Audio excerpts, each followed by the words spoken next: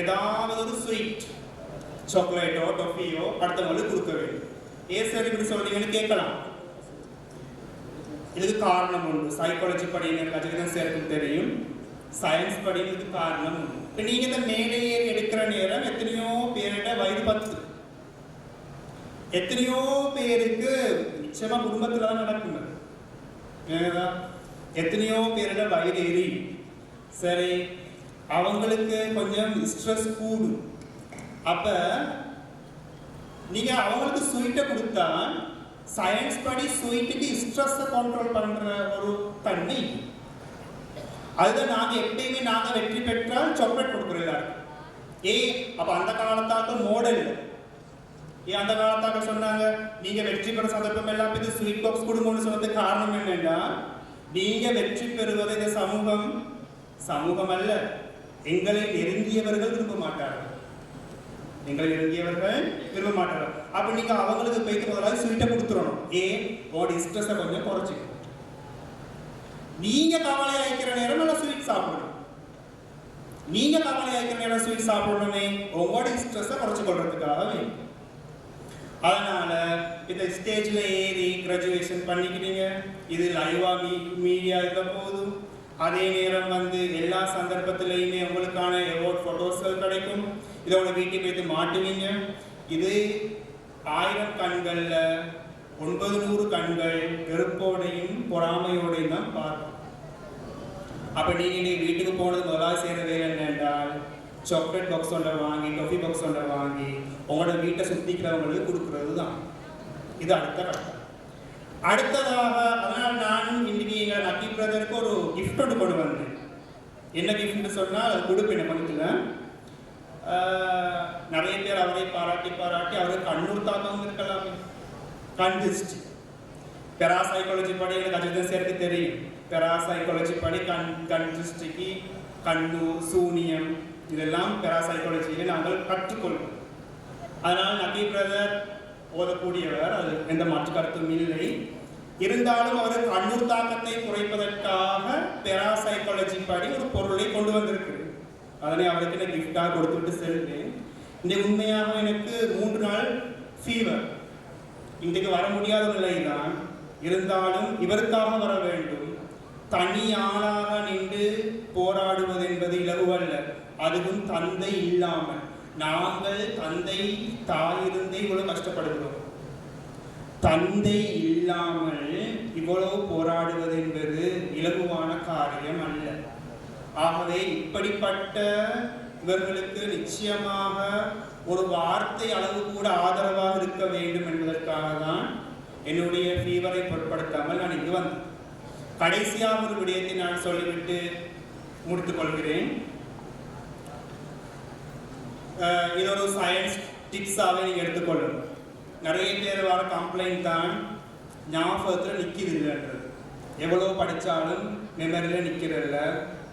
படிக்கிறோம், எக்ஸாமுக்கு போனால் எல்லாம் மறக்குதுன்னு சொல்லி பேரண்ட்ஸும் போட்டு நல்லா சாத்துற இவ்வளோ கிளாஸ் போட்டிக்கிறேன், உனக்கு இவ்வளோ ப்ரோக்ராமுக்கு அனுப்பிக்கிறேன், ஆனால் ஏன் மார்க்ஸ் குறோம்?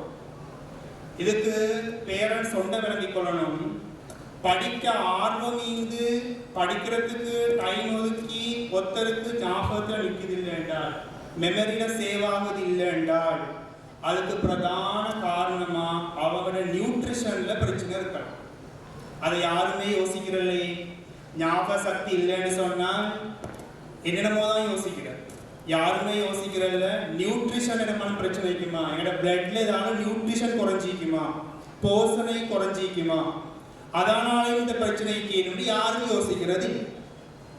அதனால நான் இதை மட்டும் அவங்களுக்கு சொல்லி இந்த உரையை முடிச்சு போட்டேன். அப்ப ஞாபக சக்தியை கூட்டிக் கொள்ளணும் என்றால் நீங்க கட்டாயம் அயன் கொண்ட உணவுகளை அதிகமாக எடுத்துக்கொள்ளணும். அயன் சொல்றது இரும்பு சத்து. இரும்பு சத்து கொண்ட உணவுகளை நீங்க அதிகமாக எடுத்துக்கொள்ளணும். அது உங்களுடைய ஞாபக சக்தியை கூட்டும். அப்ப அடுத்த கேள்வி வரும், ஓகே அயன்டா அப்ப ஃபார்மசி போயிட்டு அயன் டேப்லெட் வாங்கினா சரி. எங்களுக்கு நிறைய பேருக்கு வெஜிடபிள் ஷாப்பே ஃபார்மசி தான். எந்த ஒரு நியூட்ரிஷனை சொன்னாலும் ஓடுறது ஃபார்மசி. அங்க போயிட்டு வாங்கிட்டா எல்லாம் சார். அங்க போயிட்டு வாங்குறதுக்கு நான் அதை சொல்லல, நீங்க செய்ய வேண்டிய முதலாவது வேலை என்னன்னு சொன்னால் அயன் கொண்ட கீரை வகைகள் என்னன்றத பார்ப்போம். அதுல பசலி கீரையும் முருங்கை கீரையும் அதிகமான ஒரு செல்வாக்கு செலுத்தும். கிழமைக்கு ஒரு தடவையாலும் உங்களோட பிள்ளைகளுக்கு பேரண்ட்ஸுக்கு தான் அதை சொல்றேன், வசதியை கேட்டுக்கொண்டிருக்கிறீங்க. கிழமைக்கு ஒரு தடவையாலும் உங்களுடைய பிள்ளைகளுக்கு பசலி முருங்கை கீரையும் கொட்டுக்கொலை வல்லாரைன்னு சொல்லுவோம். இதையும் நீங்க கொடுத்து வந்தாலே உங்களோட பிள்ளைகளுடைய ஞாபக சக்தி நிச்சயமாக அதிகரிக்கும். ஆனால் இதை யாரும் செய்யறது மிகவும் குறைவு. எங்களோட ஆட்களுக்கு எல்லாமே வெஜிடபிள்ஸ் வந்து என்னென்னா கேரட்டும் பீட்ரூட்டும் பீன்ஸ், அந்த எங்களோட நாட்டுக்குரிய மரக்கறிகளை ஆட்கள் மறந்து. எத்தனையோ பேருக்கு மஞ்சோக்கா கீரைன்னு என்னென்னே தெரியாது, மரவள்ளி கீரை தெரியாது, வட்டக்காய் நாட்டில் பார்த்தா வட்டக்காய் பாடும். எத்தனையோ இடத்துல எங்கட நாட்டுக்குரிய சத்தான மரக்கறிகளை எங்களால வாங்குறது குறவு. ஆக்கலேசிக்காக வேண்டி கேரட்டையும் பீட்ரூட்டையும் போஜிக்காய் வாங்கிதான் நடக்கிற பிரிச்சுல ஆக்கலேசி இதை கொடுத்து நீ படிக்கிறாய் இல்லை, நீ படிக்கிறாய்னா அவனுக்கு அடிதான் உள்ள. நீ உம்மை மாறத்தான் மாற்றணுமே தவிர புள்ளோளுக்கு இல்லை. புள்ளோடு கேட்கணும், நீங்க டெய்லி எனக்கு கேரட்டாக்கி தந்தால் எப்படி ஞாபக சக்தி நிற்கும். அப்ப இதாக முக்கியமான ஒரு டிப்ஸாக நான் சொல்லிக் கொள்கிறேன். அடுத்ததாக உண்மையாகவே இந்த சந்தர்ப்பத்தை எனக்கு தந்த என்கேபி நிறுவனத்தின் நிறைவேற்று பணிப்பாளர் நகீப் நஜ்முதீன் அவர்களுக்கு மனமார்ந்த நன்றிகள். நிச்சயமாக எங்களுடைய ஒத்துழைப்பு உங்களுக்கு எப்போதும் உண்டு. உங்கள் தந்தை கண்ட கனவை இன்ஷா அல்லாஹ் நிச்சயமாக நிறைவேற்றுவீர்கள், அதில் எந்த விதமான சந்தேகமும் இல்லை. விமர்சனங்களை நீங்கள் கணக்கில் எடுக்காதவர்கள் எனக்கு நன்றாகவே தெரியும். அதனால தான் நீங்கள் இவ்வளவு தூரம் வந்திருக்கிறீர்கள். எந்த விமர்சனங்கள் வந்தாலும் எந்த குறைகள் வந்தாலும் உங்கள் காதுகளுக்கு எடுக்க வேண்டாம். இந்த மாணவர்களுக்கு அவரே ஒரு சிறந்த உதாரணம்.